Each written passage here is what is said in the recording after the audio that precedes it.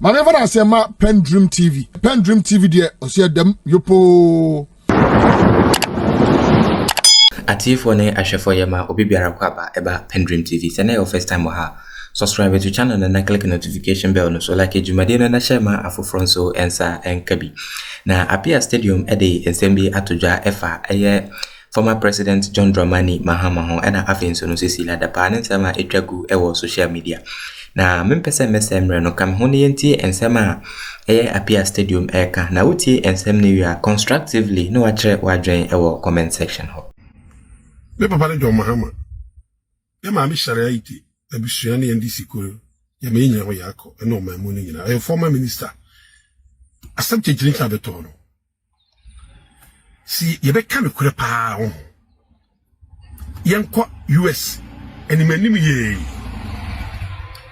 ni yenkofa odi hunfo yenfa nkramaya yehwehwe ba bi asikahye ganafo kiri ense beguiti Omano sika bisia bebrebe na kufu adoaje a wiase Ghana mampani bia nyisa bisia ne bi da sika no maami we ne hodwo nya asama tuntum bi dwane fri no yenti ne ho asem bone wo Ghana da afeni atibi na so bia ne hodwo mpo e de $1 million sika etimi si Conference Hospital 300,000 euro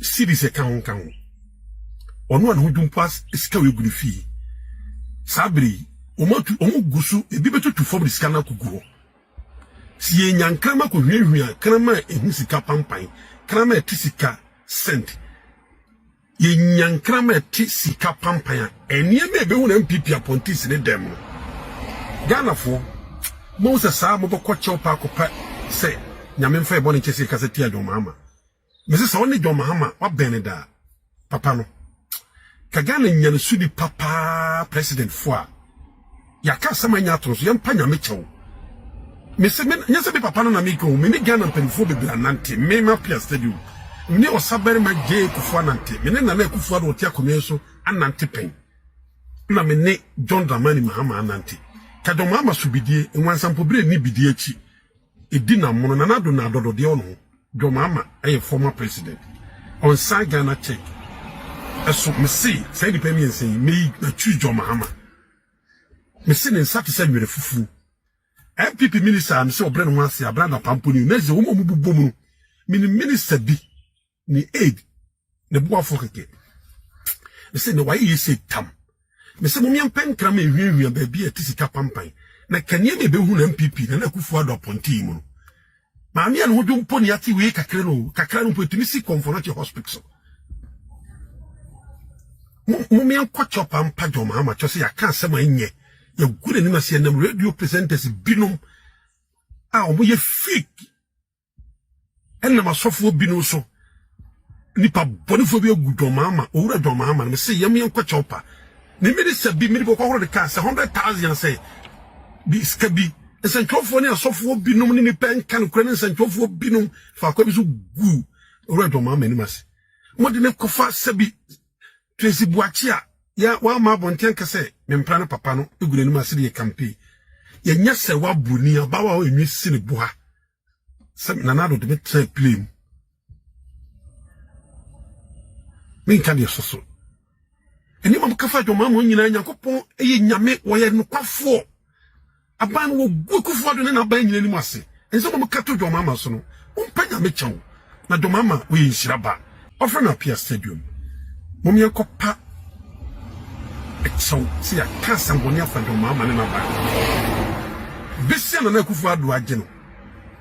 A baby and yes, I be said, Damsi, young Krama could hear your money ministers in appointing Yama.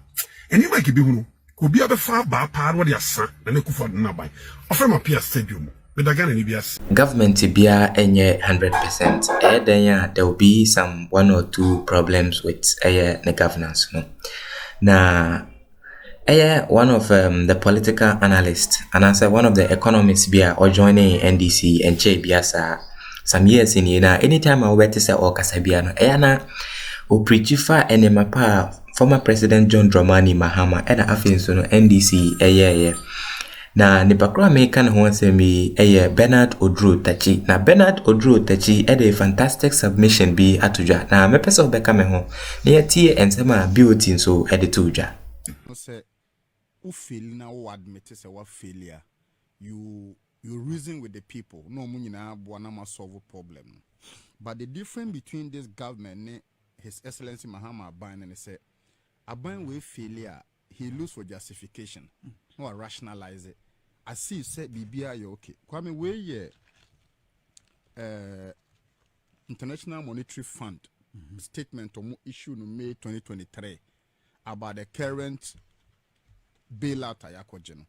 Now mamin kind the executive summary or say contest large external shocks have exacerbated pre-existing fiscal and debt vulnerability, resulting in the loss of international access to international markets, increasingly constrained domestic financing and reliance on monetary financing of the government, decreasing international reserve, cedi depreciation, rising inflation, and plummeting domestic investor confidence eventually triggered an acute crisis.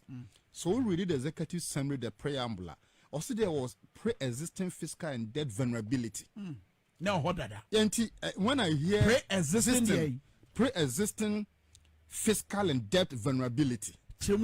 Okay, so on say when so government spokespersons, any government MPP communicators, the rationalize to say external Russia war, COVID-19, but the IMF report in essay there was a pre-existing fiscal and debt vulnerability. Just say, and sakra na external shocks ne bano. Na minor say that. Eti MP from Kopenkenkan, and ye NDC ne issue document we and so read the report no say answer no more issue statement we no. Discussion took place in Accra September, in Washington DC in October in Accra. The mission held discussion with the Vice President Dr. Mahmoud Bawumia, Minister of Finance Oforiatta, Governor of the Bank of Ghana, and other senior officials. In Tiansan, IMF releasing report we are executive assembly no more trono. No money man penye be the Ţroüble, finance minister share, senior government officials. And no more catch or say. The model bomb who suffer when say Ukraine Russia on a covenant no cre. And son as ne bano, na minor jegudada. And these are the things running away from. And I'm very happy say you put it to him, say look, and the inflation I saying it even jump up to 54%. Yeah. I feel a decline about 42. Yeah. And Kwame, there's a recent report by World Bank that was released just a fiada, right? That's right, fiada. World Bank released Ghana Economic Outlook Report 2022. Meaning so when you are so we did that report one. I confirm say inflation at the biametaka say in the extreme economy, no inflation is taxation to the poor. Sekase enema boa e peja a hiafo ne ani biefo e yeto eda omoso. And Kwame so read the report now let me take about say 850,000 Ghanaians push into poverty in 2022. World Bank they catch Ghana we are say for na say after the year 2022 Ghana for nipa almost close to 1 million and move almost sinking into poverty. And so far the reason it was purely inflation. Kwame, where ye Ghana Statistical Service report on release for June 2023. And it's about the inflation of the country. And per this report, no, inflation for Ghana stood at 42.2%. What it means, they say, time be a Kwame, but it's inflation cost no. A year two at the money before. And says how to on the bar in Susan Sawyer then. In the World Bank report, no say deterioration living standard. I just say ni pass it nemu. Ya dada the day and tar the shemuni adeno. Here man for 2 worsen poverty. Just say any be a phone a dozen. So the half not are increasing and widening day in and that. Tell the food insecurity. You can food insecurity. I bet Kaiser and say be Niano Quatre. That's right. Emma a great minister ya wepre mo peso bedi mampanino or dane body ra or Ghana. That's right. Enti oko ahafo oko bono East Regional. No a peka go no asasa body abegu ministry. Obi ayaya ne se onhwe nuane ne no baye so na fe de no ton body wo dwam. Now, say about food insecurity are 3 things are involved. Affordability, availability, accessibility. Nti about food insecurity in economics na enema miensa na was a main bi ahwe. One, what is accessibility? Say the owa have for order body no. So trying to board ye we are what is the linkage between a half farm gate and the market center? And until this abaya chemuno, at the cocoa road by. The rationale behind it is say, so bono Ashanti western or western region, any cocoa growing seasons now. And also they don't know by a pa. But any panic can not by a year. Or the Adrian be free farm gate do the food table nesono. The constraint of road network no is so damning. In 10 this year said there be young creative cocoa road project so that the more roads we construct the cheaper food item become. The next one the affordability. Say Adrian road the accessible. What becomes affordability? Into affordability and they say nipa no or what Medina or what Adenta or what Sunan what Techimano said the Nuane craft with farm gate babedu ne punanoa. Now who are the beton a saying the third one here availability. Adrian so babedu no are they available to buy and untina and this ya buyer a tremuno a creative gift. Yeah. Which is Ghana Infrastructure Investment Fund. Kwame, we are say I believe in the axiom of my President Mahama say we don't eat Ţroüble determine what to eat. Yenwe kwan, but kwan the trade your way. Adentia say oko advanced countries are. Mamin taking US as a case study on the economic metrics. Less than 5% to US for the dokuya. But 5% in the dokuya no, it may feed the entire US population and give some as stamp food. Let's flip the narrative back to Ghana. Ghana ha 60 to 70% a year for we cannot feed ourselves.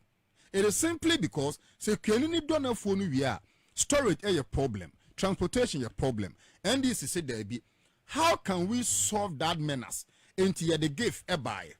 The very import of gift in 2014 they say yem bofu to be infanto ho na critical infrastructure sector no yem fa invest into kwenini wadon for we. The only son the obefa na second half anyana sonya fertilizer na wado odo say na duaba ni wi a kwan be na aduane ne be free so afri na afuom ho aba be du fie kwa mamemfa wonko on the World Bank report. Yeah, it was talking about agricultural produce and why a born a pager one thing omo fertilizer and what you do to the fast under the past regime no fertilizer was somehow free. Is in the report. It's about 180-page report. Executive summary gives you a gist. Okay. But so go into the details of the 180-something page report.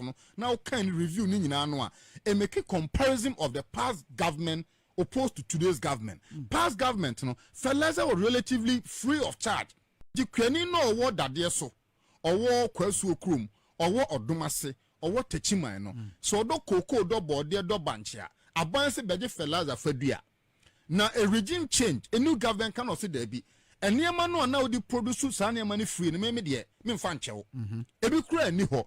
At the time ana Mahama appenso your ton for fertilizer around 80 Ghana cedi per whatever kg and then almost 500 Ghana cedi.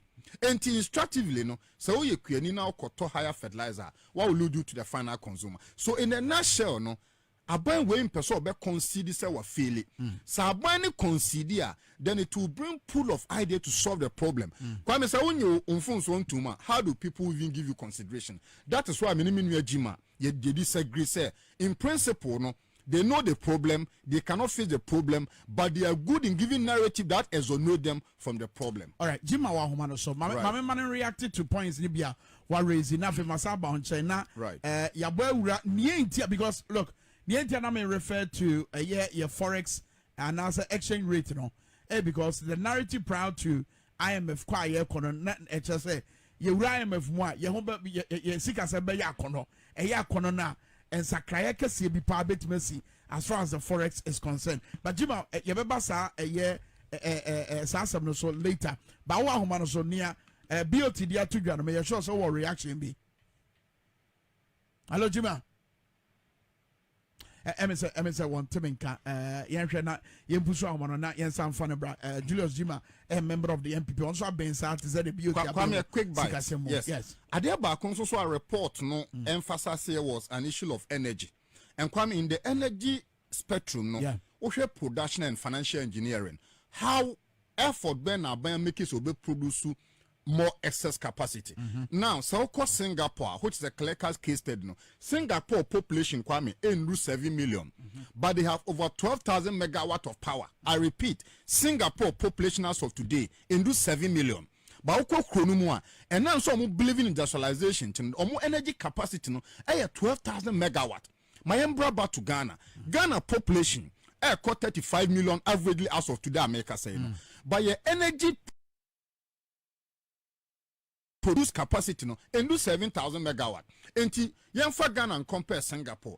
How can you develop and industrialize when we capable to produce more energy no is lessened because Singapore population is less than 7 million or 12,000 megawatt of power. Our population is almost 35 million. Our energy capacity no and drew even 8,000. And Kwame research I keep referencing because it's very important. So far from Kwame Nkrumah pencil bepem amamu ewosu ya. I stand to be corrected and to be informed energy ministry. But data way as of 2022, if there's a different data opposed to this, I don't have. But as of the year 2022, no, now Kwame Nkrumah produced 588 megawatt of power, and Odi 9 years, Buzia the 3 years 0, a champion the 4 years and above 234, Lemani 2 years 3 months 160 megawatt, Rollins 19 55 megawatt, Kofo 8 years 80 megawatt.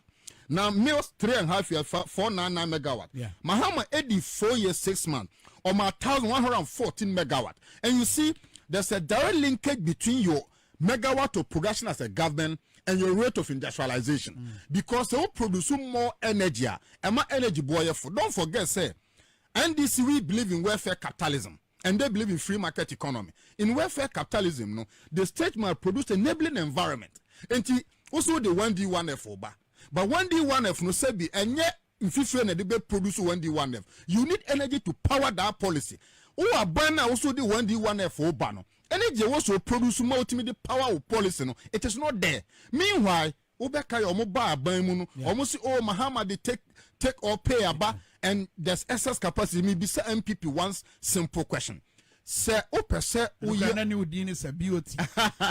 Build, operate and transfer. Kwame the person maybe say MPP for the Ghana for you say. In economics, every bit demand and supply. And in demand and supply, no, the more you supply, the cheaper the price. Obekaya, His Excellency Mahama Kasa can't maybe a trim down person or caller. I do coco dinner phone boot to home. Now what was lie?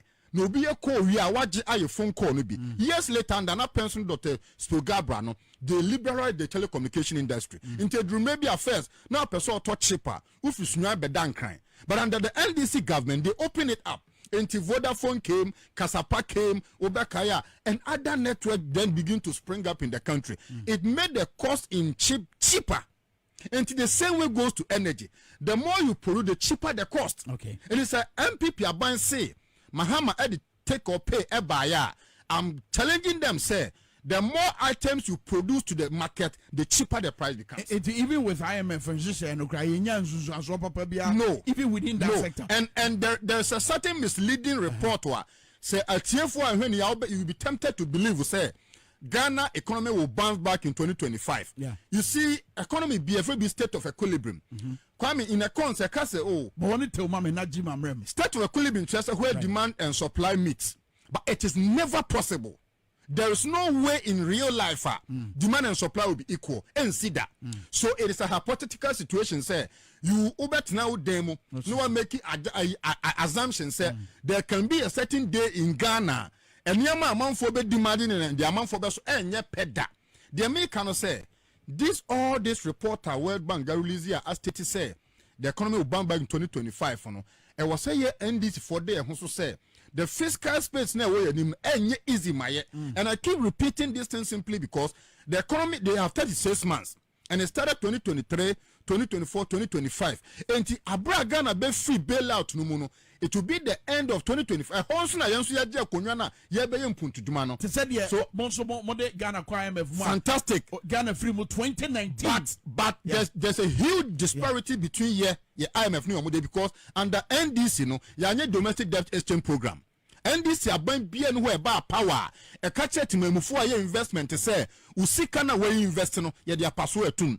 And I'm challenging the MPP from 1992 from Rollins, Mills, Mahama. Omun chemi IMF bako NDC call ya aban for pension fund investment say ye bond treasury bill aban share aban for kiti say upo umpo ya dia paso betu. Ma fa Jim Amrama Julius and some brain na BOT ade atugwa based on nkomo ya ye di me sure say All reactions we are or the two.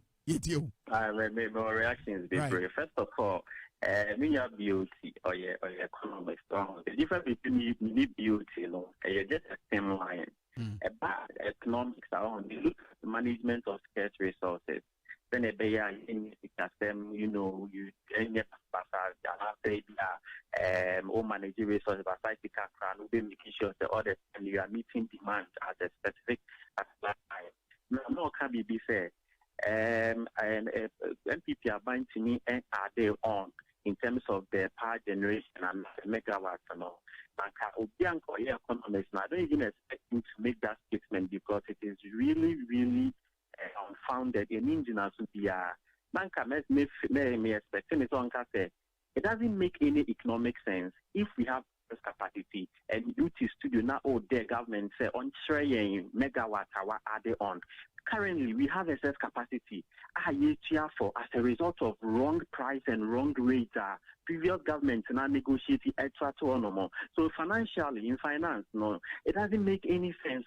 We add on when we have excess, we are not even using it. Now, in power charges, a megawatt in terms of installed generation, we now what Ghana is saying now. It's about 5,000 megawatts at peak hours. Peak hours of Ghana, you can't individuals, homes, and factories, they all organic in a year, so you can use this one at peak hours, and we only need 2,700 megawatts. So we are paying for excess of about 1,384 megawatts, and at this particular time, it's for him to say so from Buzia, Kwame Nkrumah to Buzia to President Mills Mahama to now, are they on any megawatt? Is really unfounded. We should and so it doesn't make financial sense. So your cost benefit analysis a can available, and that is what into us. As a result, the kind of reckless decision making and only the World Bank for the air Canada, they don't want to accept it. But end reported by so the I'm not trying to come and put it for about 850 Ghanaians into extreme poverty media. Hey, but not World Bank for air about the rise in electricity, food inflation, and again, and you come not making one. Another allegation, attention be said, Kokoros. I've be a bad guy, Kokoros. No, okay, say, Homano, ending why, but at least we're making a point, maybe. Akasimaka Carabinian in Common Air Banner. Wabra, Ebia, the kind overreacted to no. Buame, many a tier for. Anka Forex, for exchange rate, no. I can agree say I am a venya baby and can magically be bad. Papa be free maba. But Jima argument in a say, okay. Oh, at least Anya Biano Crano said you recourse no a new hobby. Baby Banaye Takra. Okay, see, Mr. Kwame, about free market economy, it's premise on speculation. And market now a guided MPP among a invisible. Into a unseen hand dictate how we trend in the economy. There is never shortage of money. According to Bloomberg and World Bank, each day $1 trillion and move all over the world. That could be so for over 200 countries in the world. Secure move and name US over $1 trillion. So bet many be about my a trust you build. So much before GDS say abamum penifo discover sebi mun yusuno by heart mube boom konta ye finance minister settlement for say empower no resign it. So we yes hard no a market regain confidence and trust.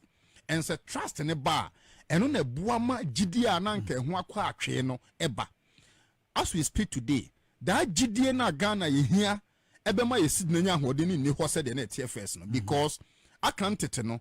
Na Ghana a fire put to near call financial market, whether money or capital market, and injunction be an so. And now ye can say no, there is a perpetual injunction of a sort on the government going to the capital market because interests are quite a ton sika amount a year coming. After so foreign investors na nanke what GDA I can't tell flow to bonds no shares no be running after you no. o catch almost so person yes external debt exchange wo musika ho enti this external unforeseen unseen hands no dictate the way your currency can perform and I can assure you say until say Ghana buying ebe through the 36 months of the bailout period no Ghana for should not expect anything good. That is the stark reality because it will be after the 36th month and a Ghana buying bet me a financial market. It's after 36 months abe say economy no nya hodin bia na eni ho until see a bedu that record no so your business community we investor we banker we money nuntu whatever now we projection fashion otimu say economy we na ewo mu no ye sika na ho odin no a big year after 2025 the middle year from the NDC quarters. For me the campaign slogan for 2024 is real, building the next Ghana we want together, because by be a man drew no trust ira confidence ira we need a leader who can rally the whole country together. We don't need a leader or because it is possible blah what say mine because so far World Bank report here I show clear cutly say Dr. Mahmoud Bawumia asay mine into Ghana for here a certain kind of leader be on me kasa me nko ametimi aye na mum ye betumi aye and a na me identify the thought of my president Mahama say let us build the Ghana we want together. All right, Jima, also last point na fe ye de enkomo na banawie here. You come me that time say in Cecilia na build the confidence that there is trust, a lack of trust in the financial market. Yes, they buy the cost to internationally, confidence in you. Now me make the make cases on say confidence here. Ghana, the economy is one of the most promising economy we have in the world. Confidence with economy a lot of your mapa ebebre or minor at as a result of the financial market thrive on speculations and bad news. Once with just the announcement of the IMF deal, you see how our CD was performed. Now you see in Sri Lanka, it's one of the worst currency in the world.